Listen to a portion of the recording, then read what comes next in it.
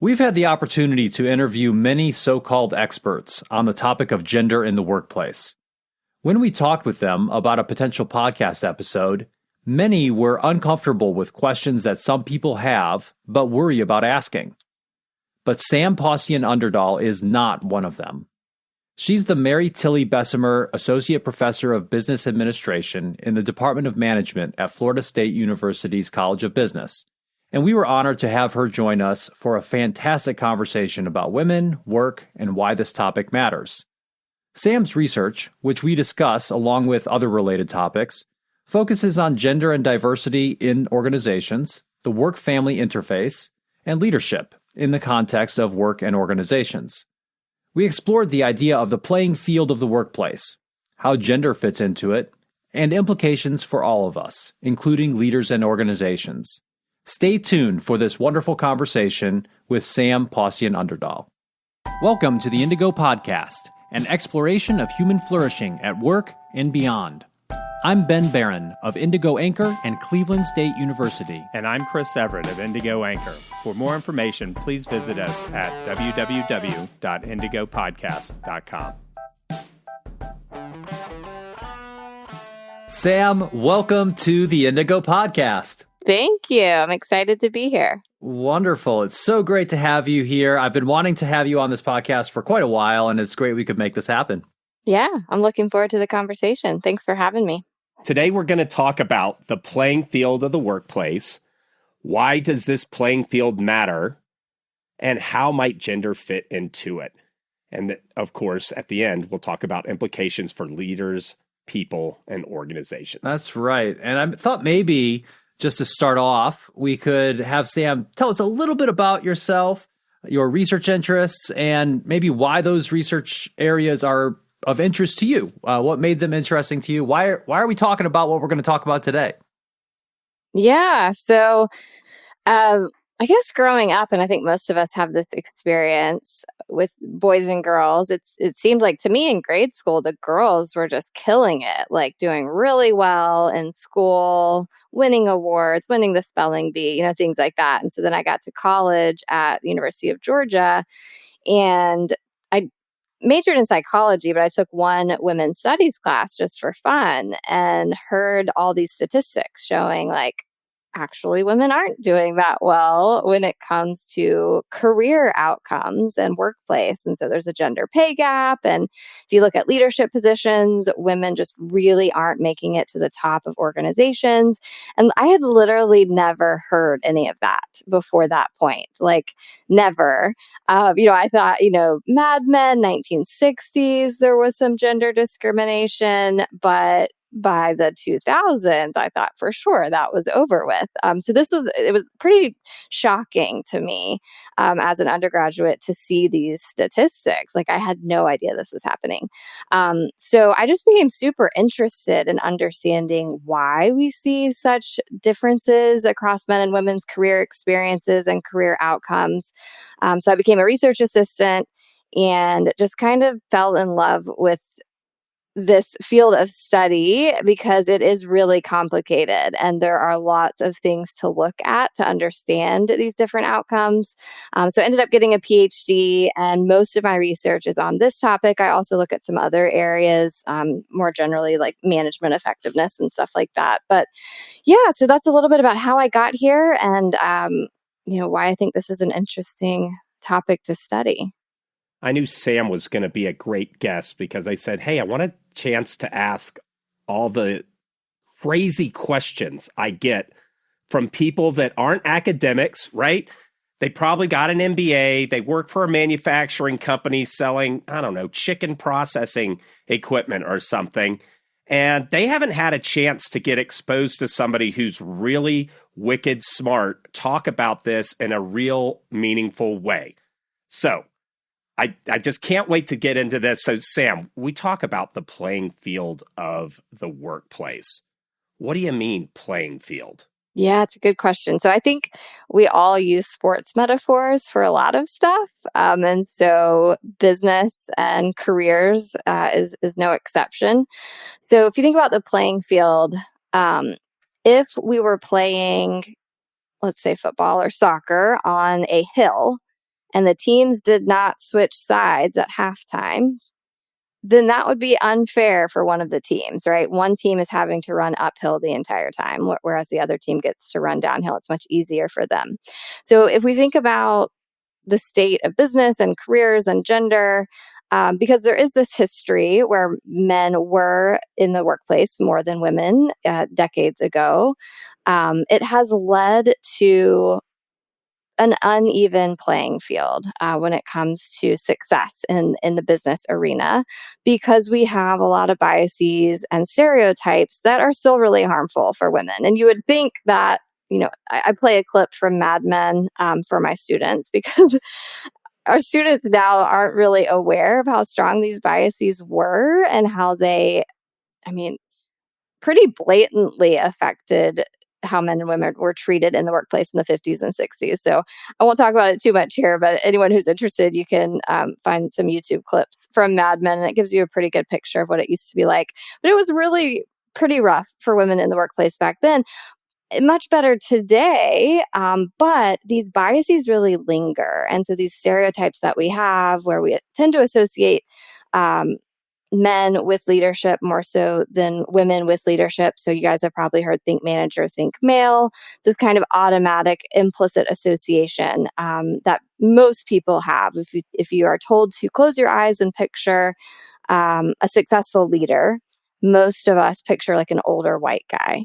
It's just this automatic assumption or implicit bias that most of us have. And so that's just one example of how these stereotypes still are in our brains and really color how we judge others, what we remember from a conversation, and who we're more comfortable with. And so that impacts this idea of the playing field. So that this old boys network, common term, old boys club, the upper echelons of companies today are still male dominated. And so there's lots of consequences that might make it easier for men to succeed in those environments and might make it a little more challenging for women to succeed. What I find really interesting, and I guess in a way vexing about this entire issue, is really how complicated it is, because certainly there are persistent ideas and stereotypes and biases that are unhelpful to various groups when it comes to careers and opportunities and so forth. And at the same time, I wonder what success looks like if we were to actually have a level playing field, or whatever that means, because many times I hear the arguments, or I hear people say things like, X percentage of CEOs are white men, ergo big problem, right? Maybe not. I don't know. I don't think that paints the entire picture. I wonder, I guess what I find myself wondering is how much of that is due, and I think this would be tricky to measure for sure, but how much of that is due to straight up discrimination? And you mentioned in the beginning how complicated this whole thing is. How much of that is like straight up discrimination and people being excluded from conversations and opportunities versus other factors that perhaps are less nefarious and have to do with other elements of how people and how we as a society have arranged ourselves? Yeah, for sure. And that's why this is so fascinating to think about, because it is super complicated. So just think about, we tend to raise our kids very differently if they're boys and girls, and there's lots of other societal and cultural norms that can influence what people are interested in pursuing. So the types of jobs that people might want to pursue. Not everyone wants to be a CEO of a Fortune 500 company. And there are a variety of reasons as to why some people might be more interested in that career goal than others. That's more of a sociological question, a little bit outside of my area of expertise. But yeah, as you said, super complicated. It's not all about being treated differently in the workplace. That's certainly part of it, right? But there's lots of other things that can affect that. The society you're in, the culture, your passions, where those passions might come from. And so I do think it's important to think about, men, especially younger men, they really want to be heavily involved in family care, more so than past generations of men, older generations of men. This is kind of a generational difference we're seeing. And so I think it's really important as to what success would look like if we were to even the playing field, is that everyone, regardless of your background or your gender, whatever category you want to think about, that you can pursue what you want to pursue without major social consequences and economic consequences. Well, let me ask you this. Would you agree with this? Most people learn how to be in the world heuristically, right? Monkey see, monkey do. Through high school, probably got their MBA. So they get there and they're like, you know what? I need to bring home the bacon to my wife and kids. Why should I care about Nancy over here? I mean, she never did anything to me, but like, why should I care? Yeah. So I guess it depends on if this person wants to be successful in their careers. Is that an assumption of this person? Let's assume so. Well, I mean, it depends, right? If you want to compete, right? Like maybe you already have your good old boys club, and why would it make sense for somebody who's benefiting from that structure to let Kate and Nancy in? Yeah. So there's some really cool research by Catherine Phillips and colleagues that shows that our brains actually work harder when we are interacting with people who are different than us. So wanting to be in a room of people who are different from you when you're making important business decisions can actually help you think harder, come up with better solutions, be more innovative and creative in the decisions that you make and the solutions that you come up with.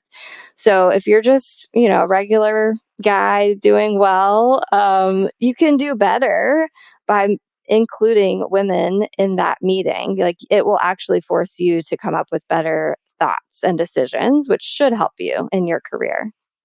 Another thing that I think is interesting to think about is whether or not this whole idea of the playing field and it's essentially, we could go on a whole nother conversation about the utility and pitfalls of these different metaphors that we use, be they sports metaphors, be they war metaphors. But I wonder about whether or not it matters if we see this as a zero-sum game or not. Because, if I'm that guy who is maybe super competitive in my career and somebody's telling me that I need to do these different things, perhaps to be a better ally to my female colleagues or other types of items like that. If I see it as a zero-sum game, then, and I'm super competitive, then perhaps I will be less incentivized to actually do those types of things. So I guess I wonder, are these types of things, is it a zero-sum game or not? Or is that the right way we should be even looking at careers? I think that's an interesting thing to think about. Yeah, I mean, a slightly different way of thinking about it is, I think most people in this kind of traditional business context, you want to make it to the top. You want to become the boss of the boss eventually. Like, everyone wants to be promoted. Not everyone, obviously, but I think that's kind of the way many people play the game, if we're going to continue this metaphor. And so think about who you're competing with. And typically, the best managers are getting promoted. And so those people have figured out how to lead the most successful team. How do you motivate your employees regardless of their background or their social group? How do you get your team members to work together effectively so that you can produce outcomes that are important to the company? And so if you're not figuring that out, even as a lower level employee, you're probably not going to really make it that far. So I think it's important to think about kind of the team context and how to lead teams effectively. And part of that is this gender issue. Right. So if you're a leader who can only lead clones of yourself, then you probably have a much more of a limited toolbox of leadership skills than if you can lead a variety of different types of people across a host of different types of differences. And, I think when you move towards the top of an organization, that weakness could manifest itself even more greatly, if I'm understanding what you're saying correctly. Yeah, for sure. I mean, we're talking about stuff I see in the workplace that is sexist as all get out, but we're airing it here. We went there so you don't have to worry about your career. Hey, I'm equal to all women, just like men. I'm competing and it'll stab anybody in the back equally. Or, hey, if, a woman was in charge and I needed to suck up to them to get to that next level, I would. But since women tend to not be in positions of leadership, I'm just not interested in the lower ranking women. What would you say to some of that? Well, I'd say the labor force is made up of about 50% women. And if you look at management and professional roles, it's closer to 55% women. So most early lower level managers, maybe even mid-level managers, are women. So I think it's important to to know how to work effectively with whoever your manager might be or whoever your colleagues might be, especially now that teams are going more global. Teams are doing hybrid work, virtual work. You might be working with people across 3 different continents. So just kind of effective teamwork skills in general is going to be important for success. I've heard guys say, watch out for that one. He doesn't work well with women, to where that's a negative thing because you don't want to be the manager that puts a guy that can't work well with women in a position. So I just want to say that stinking thinking, basically. I know women that'll talk about that guy's a total jerk. Your reputation will precede you. And man, 55% of women are in manager roles. Yeah, so professional and management. Okay. So this is according to BLS. So I'm not sure exactly what is counted. You're close, Chris. I think what she was saying is that in professional managerial roles, 55% of them are women, right? So similar, but yeah, which brings up an interesting point because if that's true, right? If it's around 55% of folks in those early to mid career professional managerial positions happen to be female, then if we look towards upper levels, then that starts to move in a direction where it's just much more male dominated. I think that's a general fact. Is it just a matter of time before that catches up? Or does it have to do with other factors? And you actually bring this up in some of your research around this idea of opting out or being pushed out of a certain career trajectory for women. Because one thing we haven't brought up here, which I think is absolutely an important factor, is if you are a woman and you want to have children, that happens around similar times to critical times in your career, right? That's biologically, that's how we are, right? So we can't wait until you're 70 to have children. And so tell us a little bit more about this idea of opting out, being pushed out, and maybe some of what you found in your research.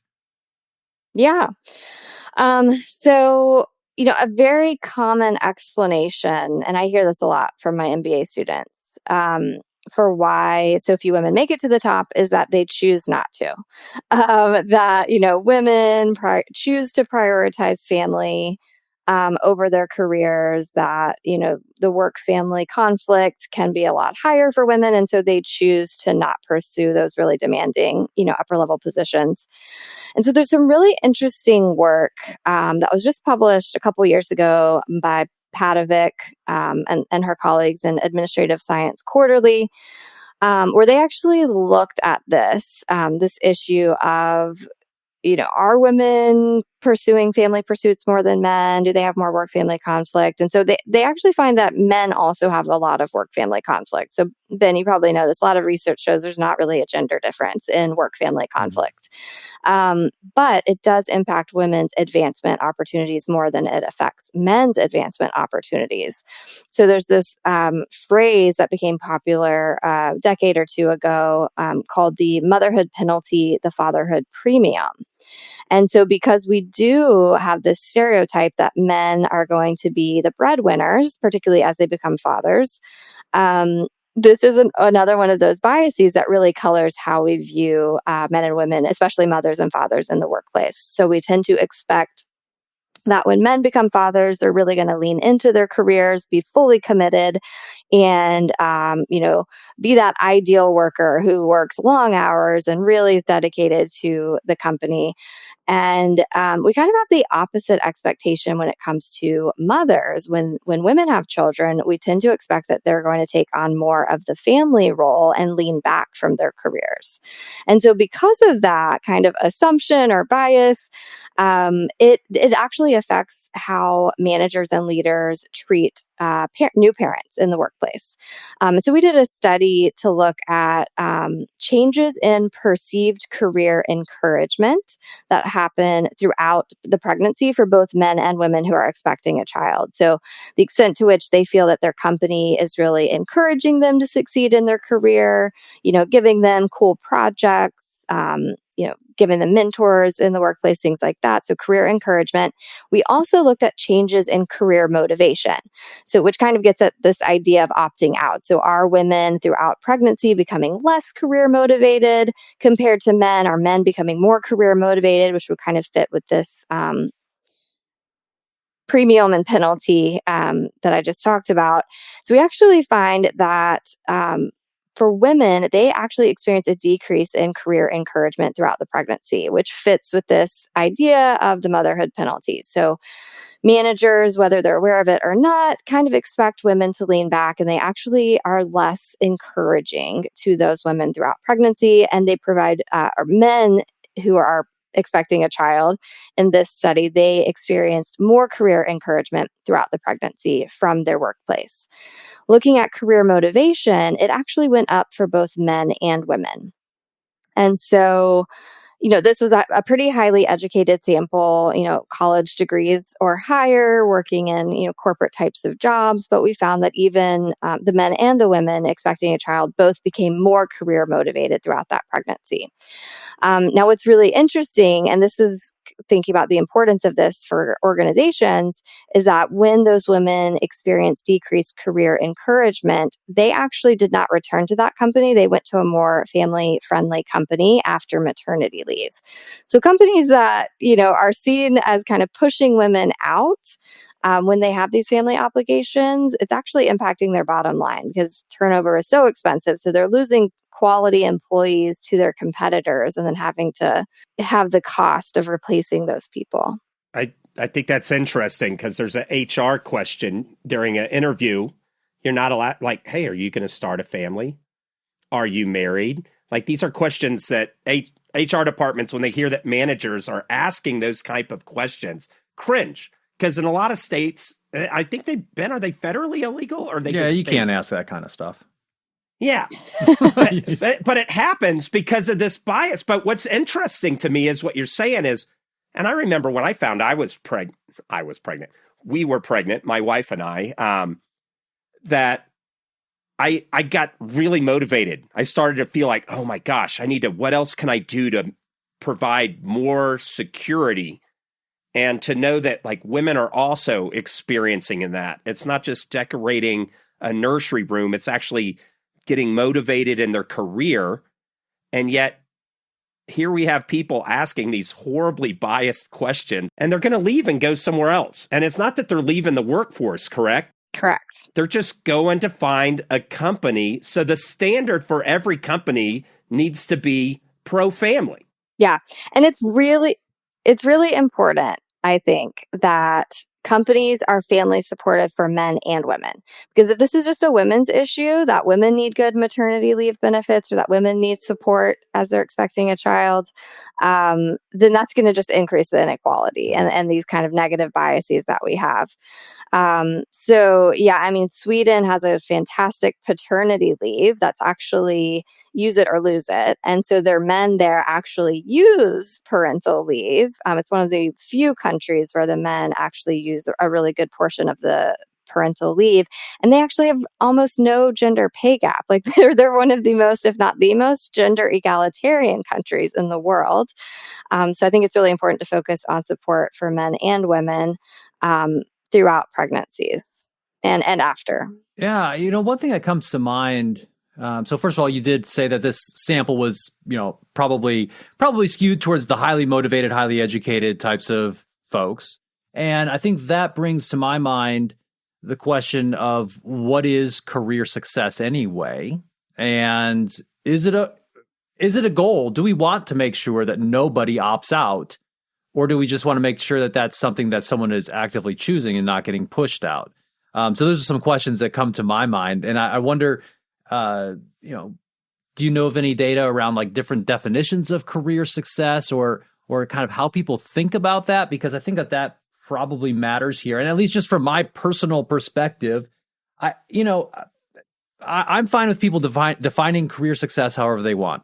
And my personal point of view in terms, as I look at society and humanity in general, is that being a parent, raising your children with due attention and love is something that is incredibly important and matters far more than an individual career in the grand scheme of things. And so, I don't know, there's just some things I think about when I think about these types of issues as well. Yeah, I totally agree. Yeah, I don't do a lot of work on career success. That's kind of a field in and of itself. But I do know that there's typically kind of two sets of definitions. There's objective career success, which is things like salary and promotion rates, and then subjective career success, which is how you feel. Right. So are you happy? Do you feel fulfilled? Do you feel like you're doing meaningful work or that you've done meaningful work? So both of those things are important. And I think that gets back to this idea of what does an even playing field look like? And to me, that is that men and women can both pursue the interests that are important to them without penalty. Because right now, I think a lot of men worry about social penalties for taking time off of work to care for their children. Because we do have these different expectations for how men and women should behave. And so, I don't think we'll have gender equity until men can be stay-at-home dads without facing any penalties. This is interesting to me. So as a researcher, let's pretend you're in a time capsule and you go 1,000 years into the future or something. And you're coming out of your psychology undergrad and you're like, I'm interested in this. And you go into the literature, what would you see if you're like, hey, look, they solved it? Like what kind of stuff, what would be those indicators that the world's kind of where it needs to be and maybe we can stop messing with it a little bit? 1,000 years from now. I mean, I'm a pessimist, sorry.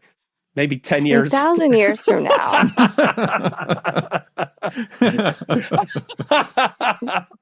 I'm not sure humans will still be around. You heard it here. The world will be covered with robots at that point. You heard it here first. The robots are coming. But you know what I'm saying? How do we know that this is solved? Or what are some of the things that we would start to look for if you wanted to be an evidence-based thinker in this space? I mean, there's so many metrics and data points that you could look at. You could look at, are there huge gaps in who's pursuing different types of jobs? Right now there are a lot of female-dominated jobs, teachers, nurses, and there are really male-dominated jobs too. Engineers and astrophysicists, as an example. I think how we're educating our children might be a lot more egalitarian in what we kind of encourage boys and girls to do. There won't be as many differences in some of those pursuits and different college majors, if college is still a thing that far into the future.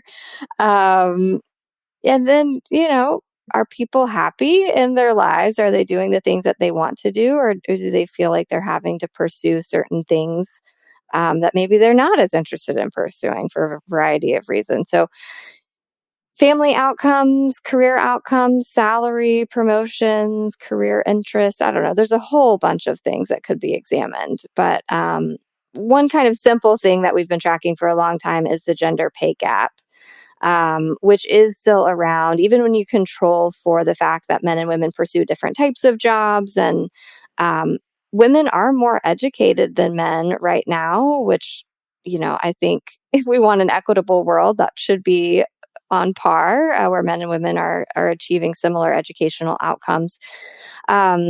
So yeah, I think it's a very big question. There are lots of different things to look at. What do you guys think would be important? I don't know. I just see HR says if we've got 20% African Americans in this town and we don't have at least 20% of our workforce there, we're failing. They tend to go by a count. I've seen all kinds of different metrics, but when I look at them, it just doesn't make broad sense. Now, I liked how you said that happiness metric. Like if you could somehow survey the entire workforce population or work eligible people and say, do you feel you have that there are no barriers to the type of employment you would like? That would be pretty interesting. But that would be no one organization could keep that kind of data. So I just wonder if you're an organization or a researcher, I don't even know how you get your arms around that bear. Yeah. I'm not really sure in terms of, I think you did a good job answering that question, Sam. I think it's hard to say what would be the number we're looking for things to be ideal. And that's difficult across a whole range of different types of issues. Even things like, okay, we have male dominated occupations versus female dominated ones. Like I don't even really know how to answer the question, like, is that a problem with certain industries? I don't know. Like, do we have to have 50-50, gender equity in terms of who's going into nursing versus astrophysics and so forth? It's not obvious to me that we do need to have 50-50. I think what's also interesting and perhaps really problematic is, as you alluded to, we probably need to focus on men as well, and especially in terms of education. There is, as the Chronicle of Higher Education says, a male enrollment crisis, and you're a professor, I'm a professor. We see it in our classrooms. I think that there's a lot that we need to do to help men educationally, and then perhaps when it comes to careers, make things more equitable across the board.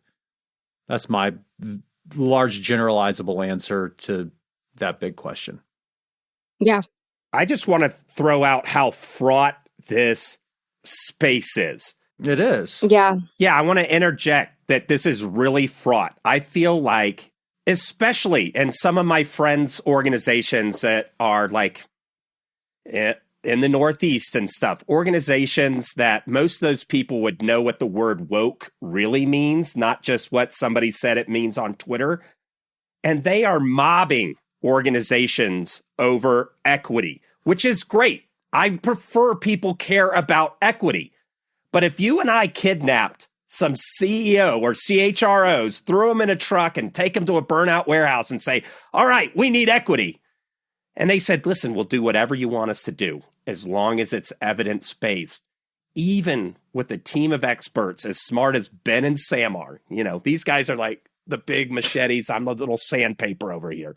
But it's hard to know what we're trying to drive at. And so these organizations in defense will throw up baloney metrics to try to show some kind of progress, or they'll hire some outside person and pay them a lot of money to come up with some dashboard and then a project plan to show progress. But progress, we're still discovering what the definition of success looks like. And it's hard to launch a project when you don't know what done looks like. Now, you can have some directional issues and kind of stuff.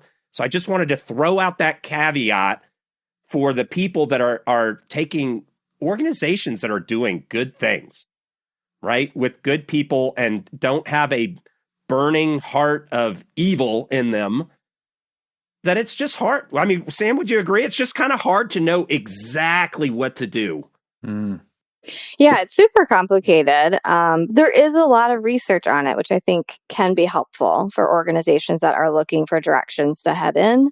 I know, there's lots of metrics, as we've mentioned, and that can complicate things, but it can also help clarify things. And so some research has shown that, in women, because there's kind of this double standard of competence that as you move up in an organization, there are fewer women. And so the ones who make it to the top are exceptionally competent because they have had to overcome all these barriers and challenges that a lot of their male colleagues have not had to face.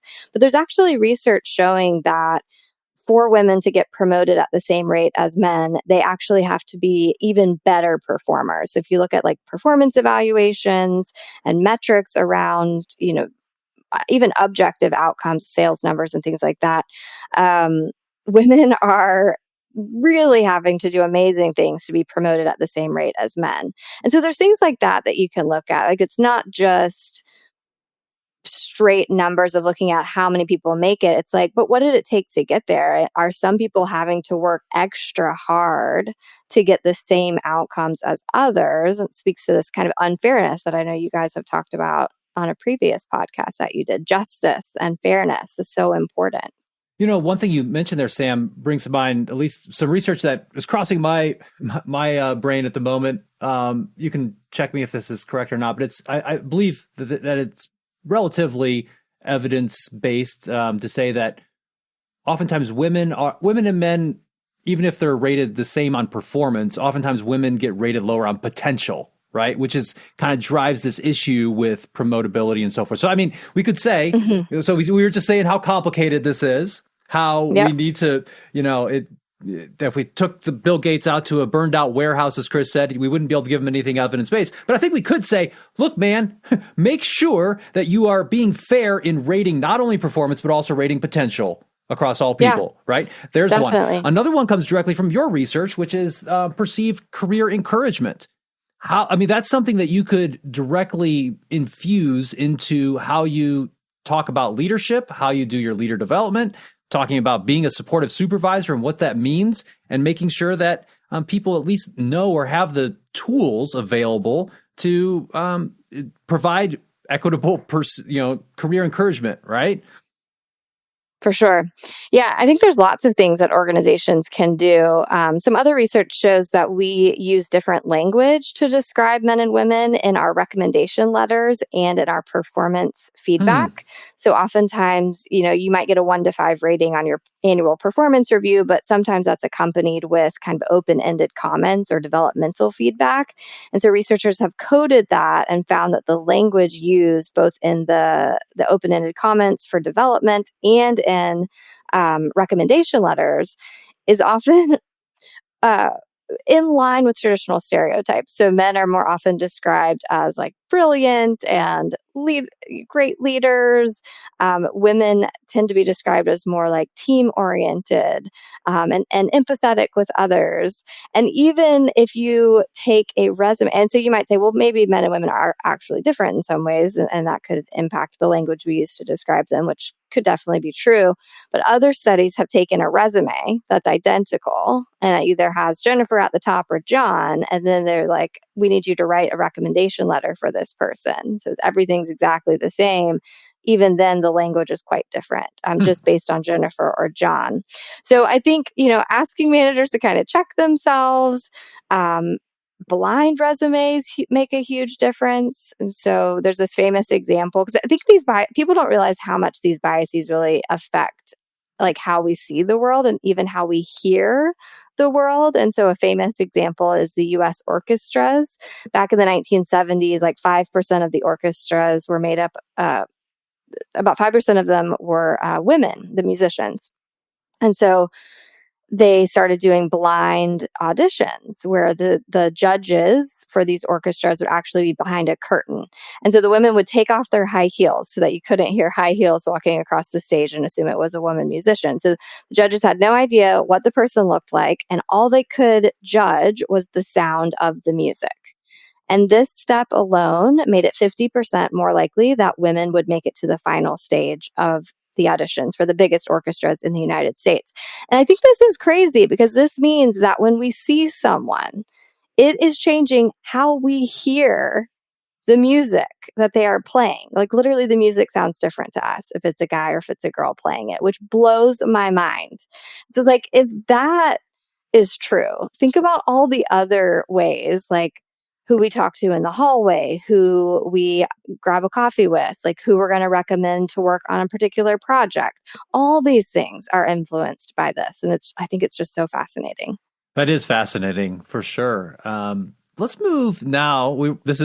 Time is flying when you're having fun here, and this is a fascinating conversation. Let's talk a little bit now about perhaps why this matters in a little bit more detail. I think we've talked a little bit about a business argument. For perhaps, we want to have diverse teams. We want people to be making good decisions. Maybe there's also an argument that's more ethical and moral in nature. What Chris and I oftentimes refer to as the world you want to live in argument. What kind of world do you want to live in? Do you want your daughters to have the same opportunities that your sons do or not? Let's move in that direction. Yeah, I mean, there's lots of research, and this is done more by economists than business professor or than management professors like Right. I am. But I've read some of the literature that, countries that have more gender equity in the workplace have higher gross domestic product. So they're actually more competitive on a global scale when they have more women in the workforce. So that's kind of one argument is if, the United States wants to be more globally competitive, it needs to figure out how to do a better job of enhancing men and women's representation in organizations and even in leadership roles. And then, from a business standpoint, I think we've touched on innovation, creativity. If you want better decision making, getting people from different backgrounds in a room and having them work together effectively is really beneficial to companies' success. Yeah, I think it's becoming better and better. But if you've grown up, I know when I lived in Alabama, I went to high school in Alabama, and it was very separated. If you'd show up at a house party, the guys would go for cigars and beers on the back deck. All the women would be in the kitchen doing, the little sandwiches and stuff. But if you have kids and stuff, if you don't give them practice with like cross-gender and the first time they're really working closely with somebody of the opposite gender is once they get to college or something like that, that's going to be hard. Now, so there's this kind of hesitation. I still see this in the workplace, hesitation for these cross-gender partnerships. What do we know from the literature about that? Is there anything that comes to mind? Yeah. So, the Me Too movement came around, 2016, when that became very widely discussed in the media, this idea of, gender harassment in the workplace. And so that, obviously it was good to bring attention to that because I guess a lot of people didn't know that was happening. But at the same time, there are some penalties, I think, because women need mentors and sponsors who are men because there are simply just more men who are successful and who make it to the top. And so I think it has in some ways been discouraging or made a lot of men who would be mentors or sponsors towards women a little bit hesitant or cautious because they don't want to be seen as exhibiting favoritism or harassment or any of those things. So I think, what I tell my students about this is to just be professional. You can be a mentor to women or to people of the opposite gender, whatever the situation might be, and not worry about all that stuff as long as you always keep it professional and you're meeting in a professional place and you're doing professional things, which I know there's some great networking that happens in different settings. Like think about golf outings and other types of settings where maybe you can be more informal with one another and really get to know one another. But if we're talking about workplace success and making sure everyone is getting mentors and sponsors and supported in their careers, I think keeping it professional is just a good golden rule to help everyone feel comfortable. Let me ask you about your individual experience as a woman, right? Mm-hmm. Have you found those relationships, professional relationships, somewhat fraught? And let's take two examples, like maybe some male students that you've mentored or working with male colleagues, even coming up through college. What was that experience like for you? And or maybe some of the successes and maybe some of the, oh man, what a bummer. Yeah, no, it's a good question because I do think you want to be really thoughtful about all of this. And so, I've been very thankful to have some great mentors and sponsors in my own life and my own career. And I've never had to deal with any issues that a lot of women do face. I read that 1 in 2 women now experience sexual harassment in the workplace, which is crazy. And so I think, but I have always been careful in if I'm out at a conference, I'm in a new city, and maybe a male colleague asks me to go for a drink. And especially if he's like more senior than me, and we would be in like just the two of us having a drink in a dark bar, I have always avoided that situation and politely declined because I did not want anything inappropriate to happen. I didn't want anything bad to happen to me. And so, maybe that set me back because maybe having those conversations in a bar would have been helpful to my career. And maybe nothing bad would have happened, but I took extra steps to be really cautious to make sure that I wasn't putting myself in a situation where something bad could have happened. So, and I think that's another challenge that women have to face, maybe that men don't have to think about as much as when they're being mentored, not putting yourself in a predicament. But from the flip side, as a senior male with the Me Too movement, I think men are having to be a little bit more thoughtful and think about those steps as well. But yeah, I've had some great mentors. I haven't had any issues, thankfully. But I will say that I've probably thought about it really carefully and made decisions to avoid contexts where inappropriate things could happen. I would say that, obviously my experience is different, but I have always been very careful about these types of things because perhaps one thing that has resonated with me throughout all of my leadership training and my experiences in the military is that perception is reality, right? And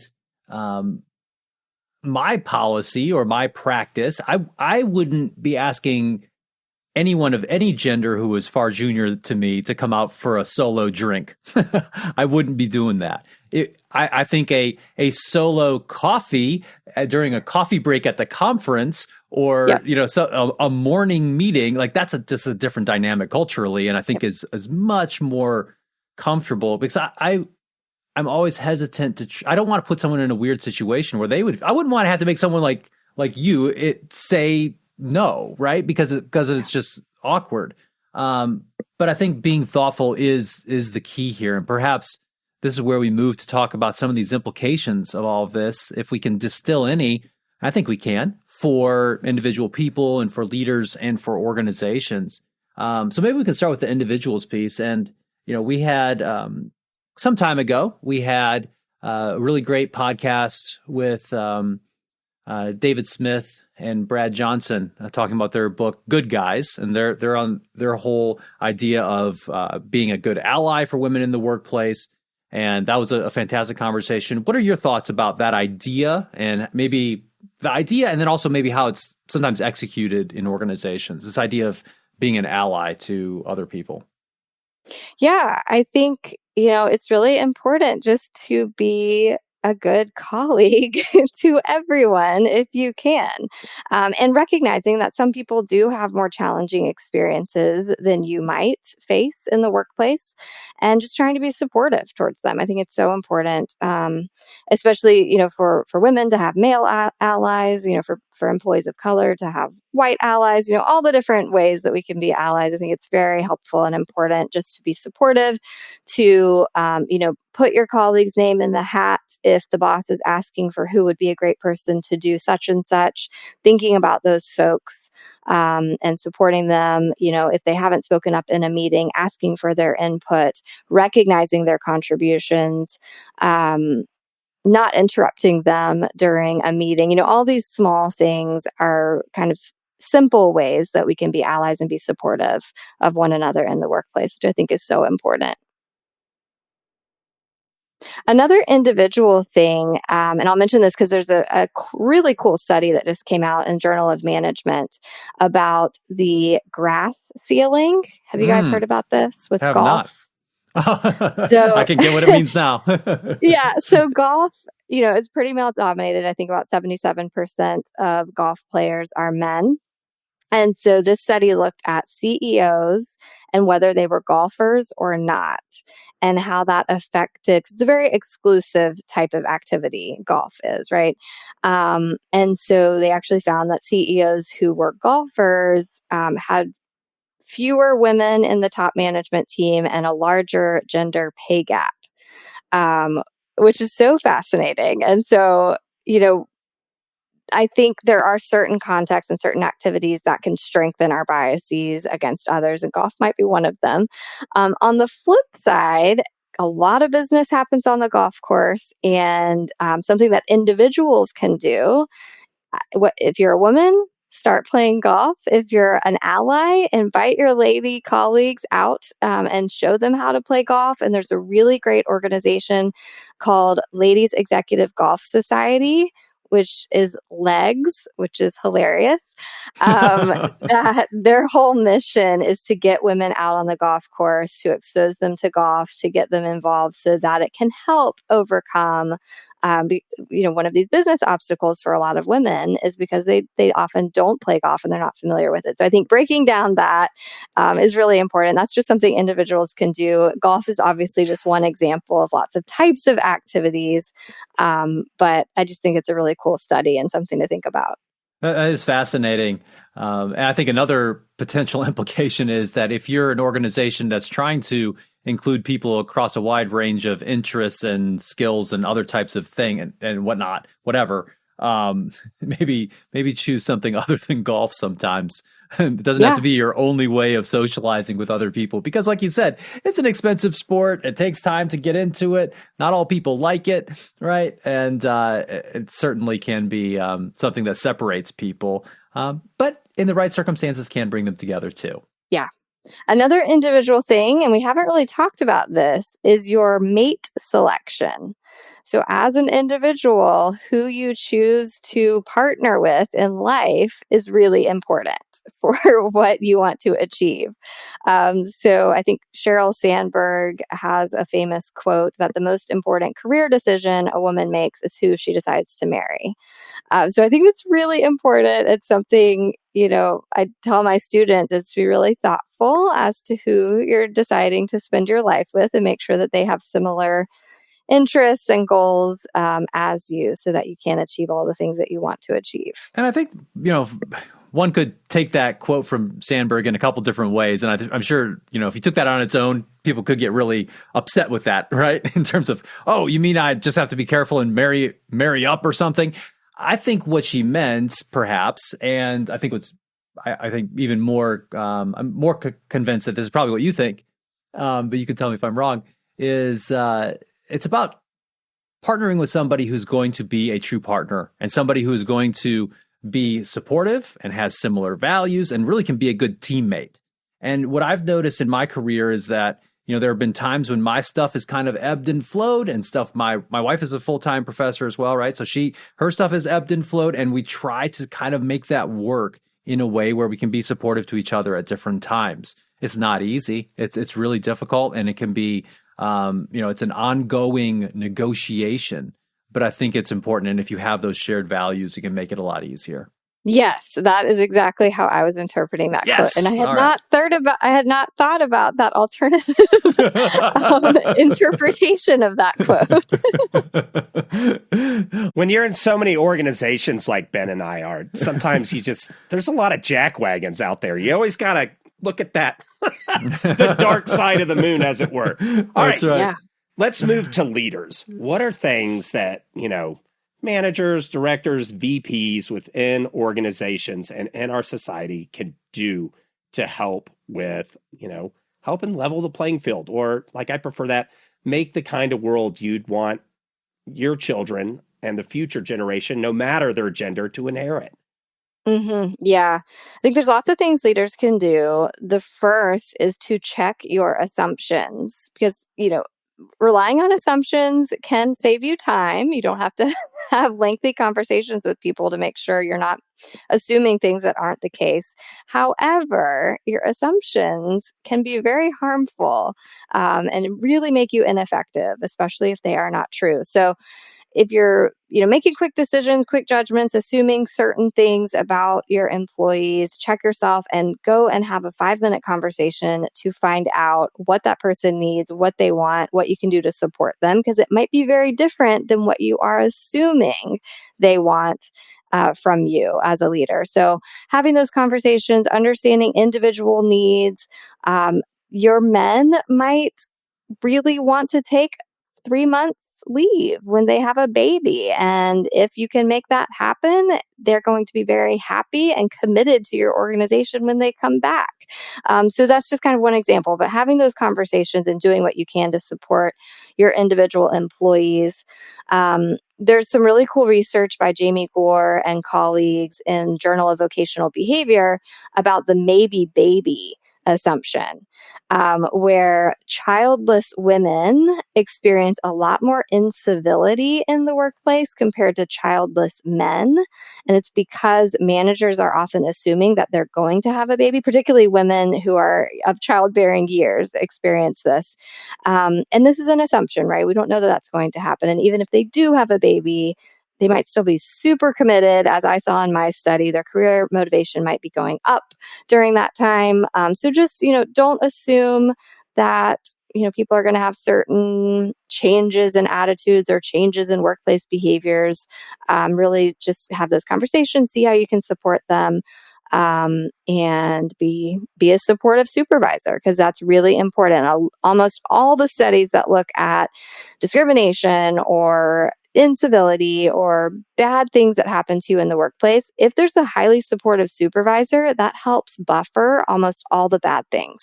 So be a good supervisor, and that's going to help. I mean, that's super good news in a lot of ways. Yeah. It's super good news, but it's also hard news, because make all of your supervisors supportive. That is probably a part of the solution, but it's also not an easy thing to make happen. The good news is that, actually, if your supervisors are being supportive, that's not necessarily something that costs the organization directly, unless you're having to perhaps train them and coach them extensively on being supportive, which maybe ties into maybe that would be a signal that you need to do a better job of selecting your supervisors in the first place. But I think that is a positive thing, and it kind of ties into what you talked about earlier in terms of career encouragement as well. Mm-hmm. Awesome. So be careful with your assumptions. Be supportive as a supervisor. Don't make that assumption, the maybe baby assumption, or she's a mom, so X might happen. Let's talk now maybe at a higher level about organizations. What are some things maybe at the policy level that an organization could implement, that executives could be thinking about to create the structures and perhaps influence the culture in a way that helps everybody thrive? Yeah, well, so to Chris's point earlier, a lot of people aren't aware of the state of things, and that these biases are kind of coloring everything and how we see the world. And so kind of awareness of what's going on and how some people might face certain challenges that others might not face. It's kind of an important first step. And then tracking data. So actually looking at who is in your applicant pool for particular jobs, and then who's actually making it to the interview round, and then who's actually being selected, and seeing if there are some inequities there, particularly if these people have similar backgrounds, similar performance, etc. So kind of tracking that. Mark Benioff with Salesforce is a really great example of a company that has tracked metrics around, gender gaps in pay and promotion rates. And they're really intentional in making sure that their managers are checking themselves with assumptions, looking at, that men aren't being promoted based on potential and women are being promoted based on performance, which I think is something Ben mentioned earlier. But that everyone's being promoted on the same objective criteria, and certain criteria aren't being changed for certain people, right? So that's important. Insisting on a diverse hiring committee. So this is a lot of research shows that if you have a diverse hiring committee, then you're more likely to hire people from those underrepresented groups. So Airbnb is a good example of this. They increased the percentage of women on their data science team from 15% to 30% by taking names off of resumes. So similar to the orchestra, blind review of resumes. And then ensuring that women were half or more of the interview panel. And they also had these candidates do presentations. So they made sure that the judges of those presentations, that it was about 50% men, 50% women. And those things made it much more likely that women actually made it into those types of jobs. So that's something else that organizations can do. Having good parental benefits. We've talked a lot about parents in the workplace, and I think it's really, really important to not just offer good maternity benefits, but that you offer good parental benefits to both men and women. We really need men to take advantage of their parental leave in order to have downstream consequences around gender equity in the workplace. Mentorship groups, sponsorship opportunities, employee resource groups. And something else that we haven't talked about that organizations are starting to do now is this on-ramp program, where parents might take some time off, whether that's a few months or maybe a few years, to focus on their families, especially when their kids are younger. But then when they're ready to jump back into the workforce full time, a lot of companies are offering these on-ramp programs where they might give you some upskilling, make sure that you're staying current on the knowledge and skills that you need for your field. You might start out part-time, so a couple days a week, and then that slowly adjusts back to full-time if that's what the employee's interested in. So I think these are really helpful, especially for working moms who might have taken some time off and are ready to get back into the workplace. Outstanding.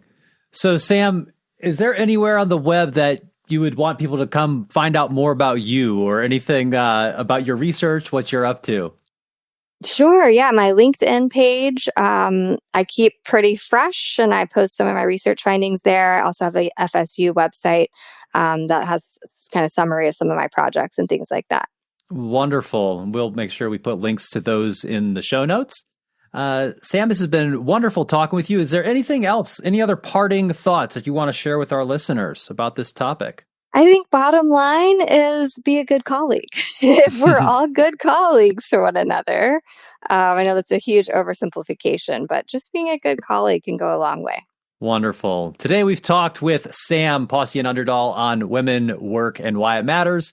We've talked about the playing field of the workplace, why it matters, and how gender might fit into it, and some implications for people, leaders, and organizations. Sam, thanks for being a part of the Indigo Podcast. Thanks for having me. I enjoyed it. Thanks for listening to the Indigo Podcast. If you like this podcast, please consider helping us by rating us on Apple Podcasts or wherever you listen, telling your friends about us, having us on your podcast, or mentioning us on social media. Our website is www.indigopodcast.com, where you can access more information about us and this episode. Thanks again, and we look forward to talking with you again soon.